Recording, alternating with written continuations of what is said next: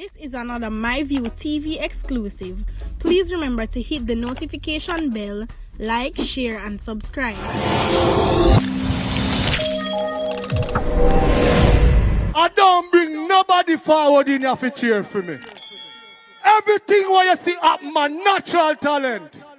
Let me tell you something. You see, when you know what to please the audience with, it's simple, me. Wagwan, people, hope everybody in okay, hope everybody in alright. So the Clansman trial resumes, but don't need to worry, me so rich man that ends and giving the ball to ball commentary. Make I start the news right up at Quarry Hill first. A man was arrested by the police after allegedly being caught with an illegal firearm in Quarry Hill, St. Catherine on Sunday. Why the police them never slap him with? Reporters that the patrol team was in the community when they observed a man walking along the roadway before attempting to flee. And guess what, the people arose the suspicion of the police team, and the police team never slapped him with. The man was then accosted and searched, and a Smith & Wesson pistol with a magazine containing 30 rounds of ammo was found on him. The incident happened about 2:45 p.m. The man, who was not yet been identified, remained in police custody to be formally charged. Uno could give him name.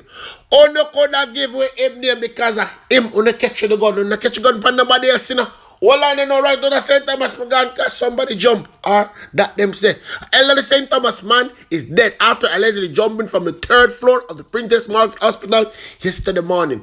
He is 61-year-old Serrano Warren, a business operator of Georgia in the parish. Report that at about 2 a.m. Warren, who was admitted to the hospital on Sunday, was reportedly seen climbing through a window. Hospital staff reported failing their attempt to stop him. Warren was found dead right on the ground. He jumped through the window and dead on the ground, people. Speaking to our news team, Chief Executive Officer of the Princess Margaret Hospital, Melissa Linton, informs that while investigations are ongoing, she understands that Warren rolled from a ledge on the 3rd floor of the male ward. As a unit, we are doing our investigation and gathering report to ascertain the facts. Yes, people don't forget the facts. You know, we don't want to come in here say, and I don't want nobody ask me if I'm on him or people make him go take him on life. I don't know. The matter was also reported to the police, and we are working closely with them. Linton confirmed that Warren was a patient at the hospital but did not share what he was being treated for. However, our news team understand that Warren was taken to the hospital after consuming a substance. Yes, people, I don't know what it is. That is all them tell me, say, him consume something. You understand? That's why them have to care about them. Hold on now, people. I can go down to Portland. The Portland police are reporting that they have taken into custody a 43-year-old man who was listed as a person of interest after he was handed over by the St. Anne's police on Sunday. The man, the police says, is a suspect in a case of burglary and larceny and was being sought for questioning in connection with the offense which was committed in September 2015. Hold on. You see how long that was? He was subsequently placed on the Portland person of interest list. Let me tell you something personally. Me feel once you get listed for any type of list, yeah, them type of list, you're supposed to get listed in the start too, in the death announcement part. Yes, because you're supposed to get slapped with. Listen, this is a piece of garbage from the police them now. Because the police them don't really make no sense, you know. His arrest came after a robust policing operation in Portland, which led to him fleeing from Plymouth Hill to Somerstown Road and Love Lane in Portland, then to St. Catherine, and finally to St. Anne's, where he was captured. We never tell him if we capture him. We never tell him if we capture him. We don't want to carry back in a one plastic bag. We will continue our work to keep Portland the safest parish in Jamaica. We appreciate the continued partnership of the citizens. Give me just a go talk it as it is, you know. I'm like how the police them can come out and give statements. Say, watch out, man. Them appreciate the work of the citizens them. Yes, because the citizens them are working them. So when the citizens them appreciate to the man, the citizens them set them want to slap with all criminal. Nobody carry them behind bars go waste taxpayers' money. No. Them say them cannot bother with that. One thing with Jamaica, you know, anywhere them find themselves in that trouble. Listen, this I wanna know. Right over Uncle Sam country gone. It's been reported that a man charged last week following the discovery of 4 bodies in the sub-zero temperature United States-Canada border was from Jamaica. Yes, people. Jamaica him come from. How me I gonna tell you where him name to? 47-year-old Steve Shan, a resident of Florida. Yeah. Yes, people. Human trafficking business him a go on with. One thing with Jamaican, you know. Any little business them find themselves involved in and mix up in, you know. You want to do? Nobody send him back a yard. Don't send him back, come back no, yeah. No. Him a one of them with the throw big stone behind him and say, yo, me done the Jamaica. Wash him hands clean. So, keep him up at that. So me I go back down at Trelawney right now, which part the triple murder took place. Yes, and I said what I said. Triple murder, because the people, the mass arrest of people when they carry dead off. No. Them down dead off. Let me talk to the soap down there, Carlos. Yes, Carlos, come tell the people them exactly what I want from the ends there, man.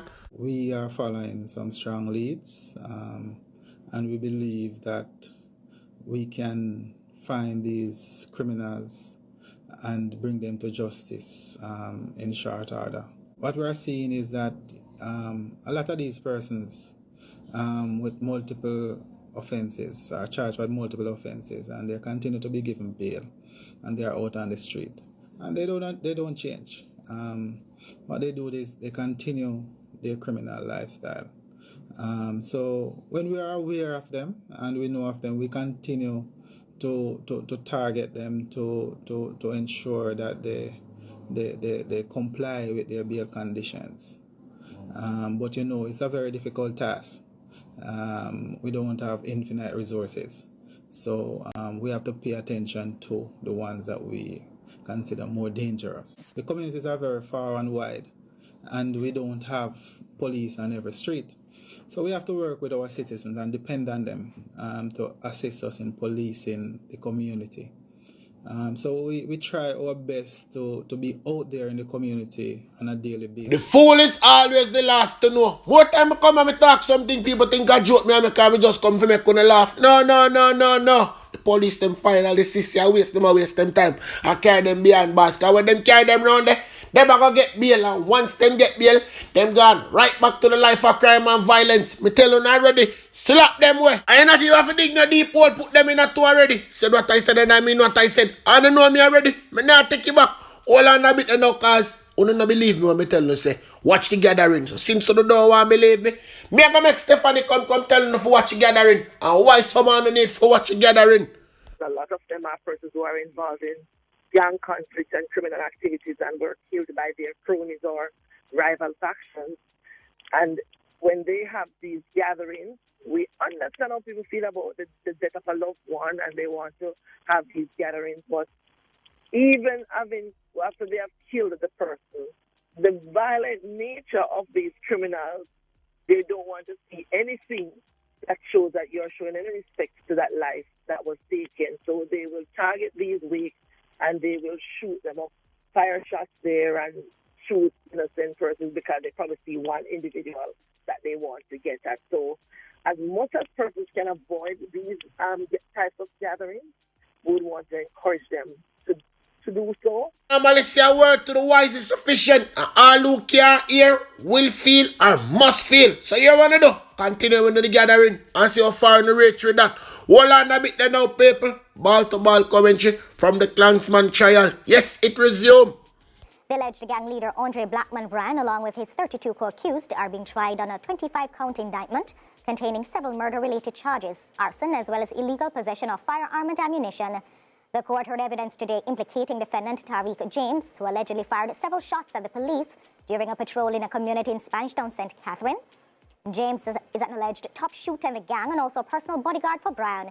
The prosecution continued its case against the 33 defendants in the Dɛąd Clansman gang trial on Monday, calling to the stand 2 police witnesses. Both were said to be police on mobile patrol in the Rivoli area of Spanish Town on November 7, 2017. Both constables testified they saw a vehicle in the area that aroused their suspicions. They went in pursuit of the vehicle, and upon reaching an intersection, they saw a man came out of the vehicle and fired several rounds in their direction. They say the vehicle sped off, and the man with the firearm ran onto another road, with both policemen giving chase after him. They told the court that the man again fired at them, forcing them to take cover. Chief Justice Brian Sykes intervened in the first examination, questioning if there was a count of shooting with intent. But the prosecution explained that the officers seized a firearm linked to a murder on the indictment and arrested a defendant on trial. The judge allowed the examination to continue. Both policemen say they observed the man entering a premises in an attempt to hide, but he was allegedly discovered while trying to unjam the firearm. The man, later identified as Tariq James, was taken into custody at the Spanish Town police station,